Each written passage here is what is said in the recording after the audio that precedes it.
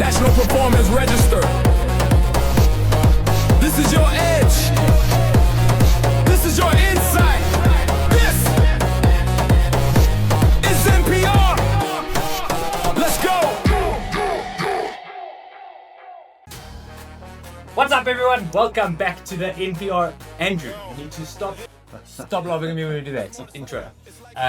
It's the NPR Performance Pod, where we chat about everything to do with sports through the lens of data, which is very exciting. And we have a super special guest today. But before I get into it, if you do like these chats, please do click like and subscribe and share it far and wide. We've got a very special guest today.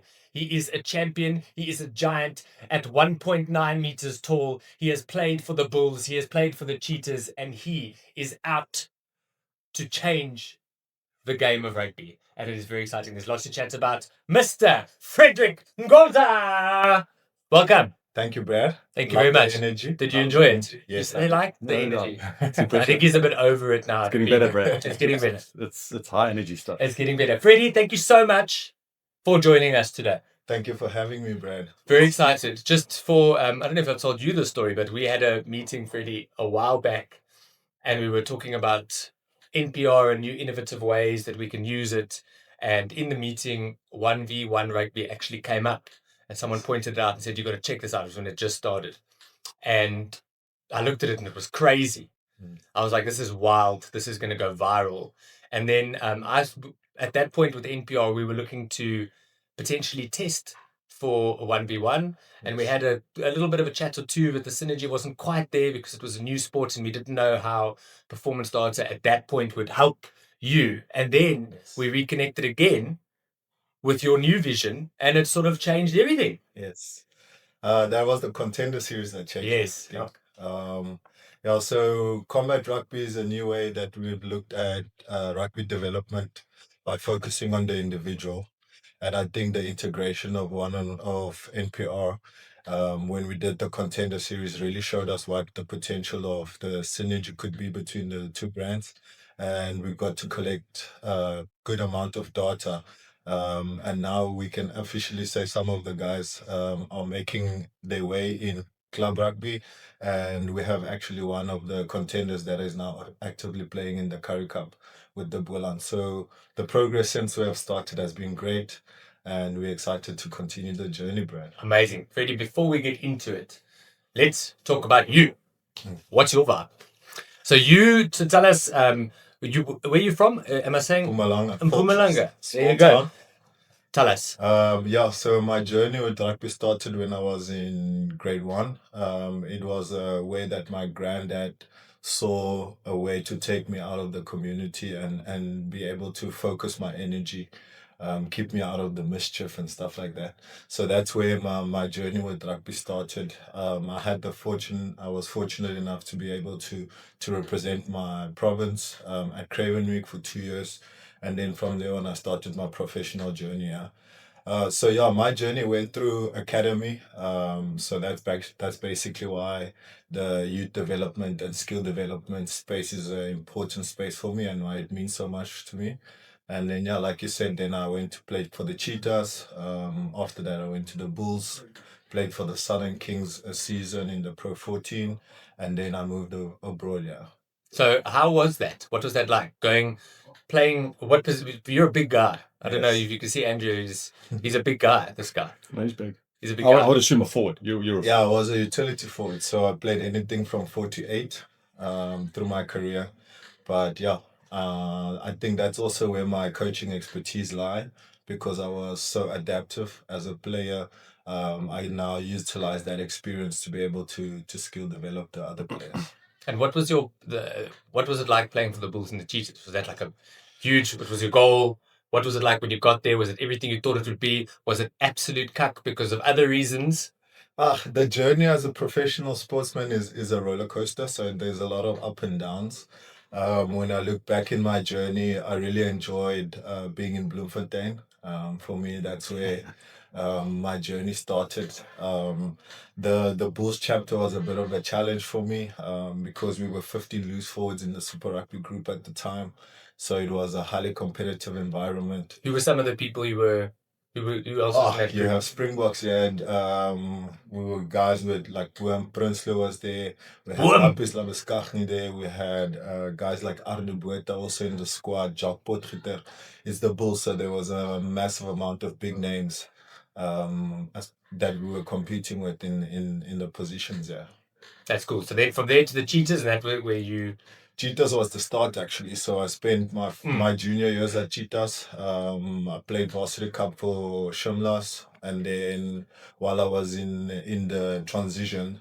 So yeah, at the time 22 years was most difficult space for a junior rugby player because you have to now transition from age group to senior rugby. And in that space, I found myself playing a lot for the Griffins. So I have a lot of Griffins caps also. And yeah, so Bloemfontein was the start. And then I went to Pretoria, and then the Kings chapter was at the Bulls. I went on loan to the Southern Kings before then I went to Italy and started coaching there. So tell us a little bit more about Italy. Were you as a player or as a coach? I was a player coach at my club, so I was playing for the first team, and then because when I made the shift, I had to sacrifice my studies at the time. Probably not the best option, but when I look at the way my journey has progressed, it put me in a position to be able to do what I do now. So yeah, Italy was one of the best places that I've been in terms of rugby. The community is really nice there, and I got to then step over and start feeling the coaching sphere. We won the Serie A under 18 with my under 18 group, so that's when the rugby coaching bug bit me. Yeah. Lovely. So you're an amazing player. You go off, you become a coach. And this is where I'm excited for you to chat, because we had a fascinating conversation one day that just blew my mind.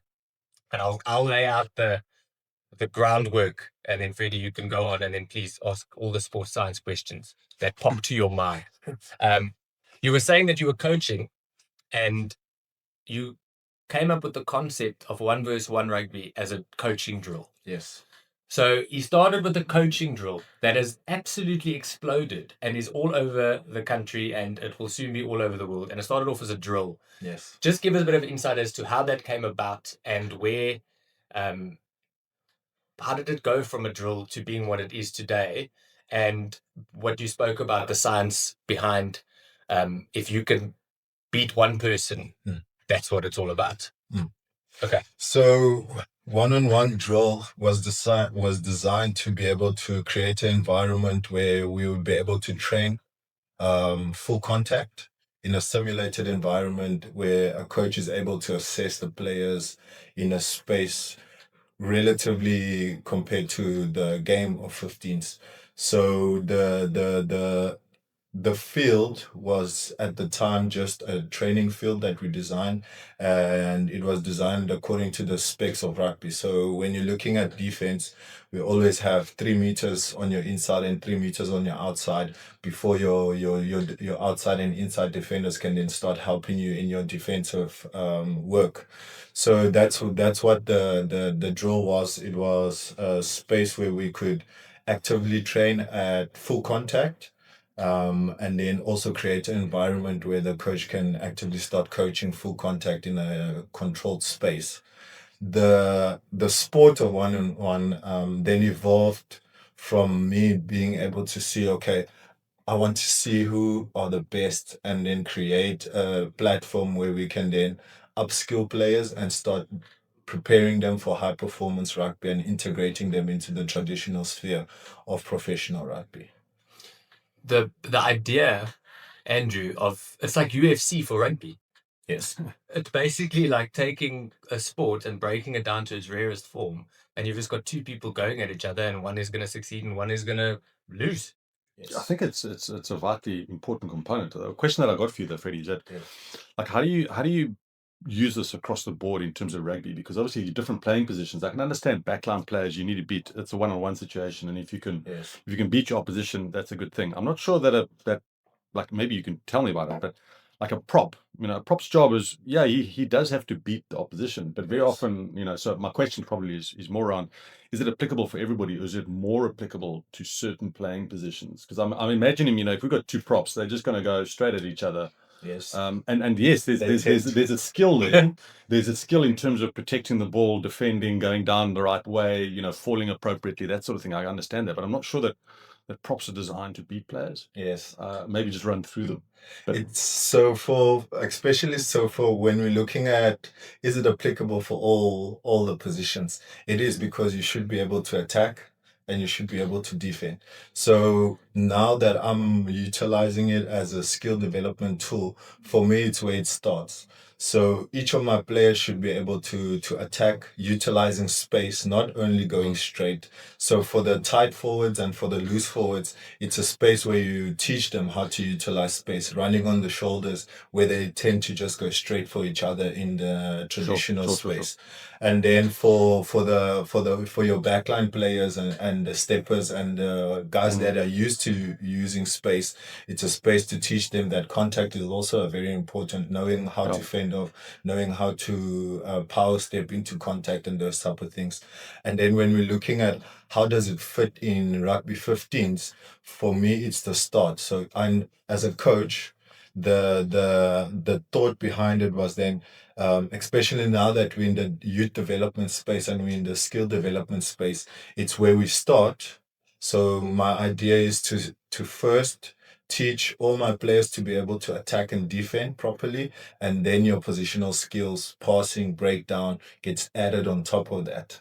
So in the recruitment space, I would like to recruit the best attackers and defenders, and then the positional and the functional roles. You then start coaching from there.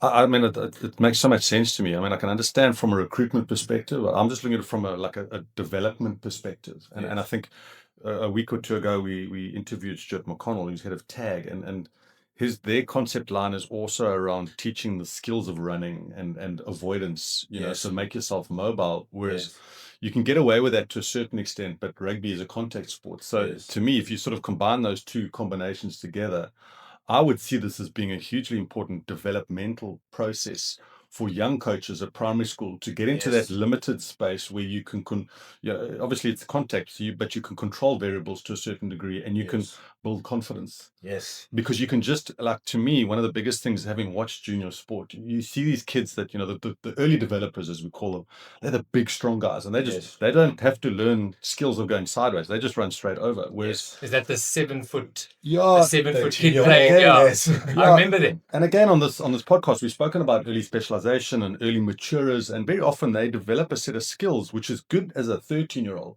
but doesn't help you when everybody's your size and you're all 20. So what happens is that your rules of progression, or the reasons why you're good as a 13-year-old aren't always the same reasons why you're good as an 18-year-old, and we see that all the time.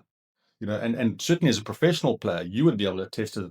The skills that you had as a 13-year-old were probably, some of them caused a fundamental sort of development process, but the rest of them, what makes you a good professional rugby player is quite different from what makes you a good under 13 player. And I think, to incorporate that one-on-one scenario, you're looking at it from a recruitment perspective. I'm looking at it from a development perspective to say, yeah, I would like to see more of that happening in a like a junior school where kids need to get confidence in what that feels like. What does it feel like to get my shoulder bumped into? Yes. Again, because we talk about kids nowadays, they're not running on the fields. They don't climb trees. They don't tumble. They don't roll. They don't do a lot of the stuff that I suppose we used to do. Yes. And I have to include you in that because you and I are the same age.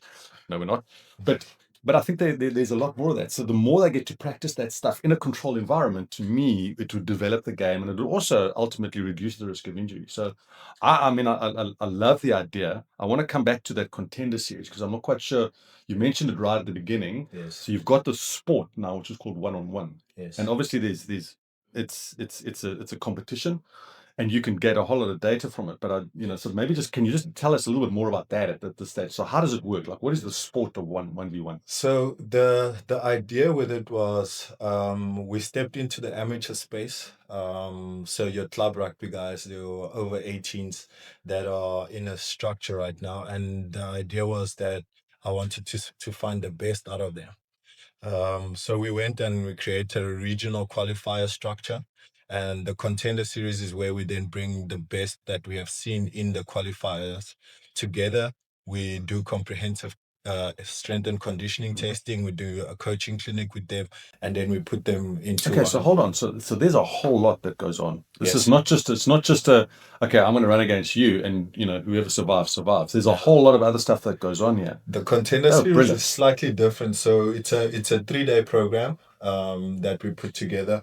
Day one is SNC testing, speed testing, and all those. And Hey, NPR. Yes, NPR did an amazing job for us there. And then the first day of competition was then one-on-one, where we then get to see. We chose 2 top contenders in each weight class. So the amateur space is weight classes. We chose 2 contenders in each weight class, and they would battle it out for the championship of South Africa in their weight class. What we then did is, obviously, there's a second format. So there's no talk about positions. It's weight class. So you could put a backline player with a forward, just if they're similar weights. They are in the similar weight. So it's not props running versus fullbacks. Yes. So the amateur space, we are working with weight classes. And in the development space that we are stepping into now, like you said, I would like to speak actually more about the grassroots development, like you said, the integration of combat rugby into the grassroots space. We then step into the positional. So then the tight forwards go against each other, the loose forwards go against each other, halfbacks go and inside backs and outside. So I just want to come back to something, because you mentioned that the day one is like testing and that. Have you noticed any trends? I mean, maybe you can or can't share a lot of that information, but when you test these guys on day one and you do a lot of strength variables and some speed stuff, is there a correlation between what you see on day one and who's ultimately going to make it to the finals or come through? What does that look excited like? He got there in his face. What does that look like? The data that we pulled last year, that's a great question, Andrew, because for me I wanted to see like the strongest guys, because we have 2 candidates in each weight class. Which one of these 2 would test better, and with that data correlate to them being successful in their one-on-one challenge. Okay. And we had the data actually correlated where the faster one, the stronger one, was actually the one that won in their one-on-one against the other one. Okay, and that's still when they equate it to weight. So you're taking size out of it. You're just saying strength v strength. Yes. The stronger, fitter guys are going to excel at 1v1 more than anybody else. Yes. So to me, that's an important coaching consideration, because at that level, what's that, 18, 19 years of age? Yes. That in a simple one-on-one scenario, if you're facing an opposition, the faster guy, the fitter guy, the stronger guy is going to dominate in a 1v1. Forget about all the tactics and everything else. Yes. Just in that. So, and it very often in rugby, and you'll know that, it's those little competitions, it's those little wins that you get on an individual basis that then consolidates into, okay, that's why we're going to be better than the other team. Yes. So the idea with it was, so one-on-one is relatively start-stop. So it then goes into strength, and you see the explosive elements of it. The integration of the conditioning and the fitness part of it is what we then do on day 3 when we go to 2v2. We put the 6 weight classes. We take the bottom 2, they become a team, the middle 2 become a team, and then the top 2 tiers become a team. And there we go into time. So then it's a continuation. That's where you then start going into the fitter team will win, and so it's a whole experiment. Okay, so the 1v1 is predominantly, as you said, stop-start. So we're going to rely on strength and power. Which one is more, like, which one do you find? Is it the powerful athletes that are the ones that are, or is it the stronger athletes? It's the power. Okay, so to me, like, as a trainer, that's crucial, because I need to know if I want to dominate the tackle situation or that situation. I can't just be doing 3 sets of 10, 3 sets of 12. I can't just be doing deadlifts until the cows come home. I've got to include a lot more power-based drills, which is crucial. Then you go into the 2v2, and I imagine that it'd be slightly different. So there's a little bit more maybe strength endurance. So the guys that are able to recover and get up and to get into position again. Yes. So again, that speaks to me from a conditioning perspective. We're now getting very specific, and this is really cool, because as a trainer, that understands rugby, but I need to know what you know. Yes. And as a coach with that coaching background, if I can train people that would allow you to get the best out of them in that game situation, that's my job. That's what I've got to do. So I know, like in a 1v1, I've got to make you powerful, but in a more of a 2 or 3-on-3 sort of scenario, I've got to make you more resilient in that. And Brad, to come back to some of the data that we've shared here before, is that's what we said. Remember, we spoke about some of those tests were done in the Western Cape a couple of years ago, and we realized that the southern suburb schools, the predominantly English-based schools, they are strength and power-based because there's so much proliferation going to gym, whereas the schools that are in the northern suburbs, the predominantly Afrikaans schools, they are around that endurance, that fitness endurance. And as they get stronger, they're going to dominate in those team environments. And that's, you just explained it. I mean, we just look at the data and say, oh, that's interesting. Whereas you're giving it some perspective now for me, and that's crucial. You did a light flared up in your face. You got excited. Yeah, I get excited. For the last 5 minutes. I love it.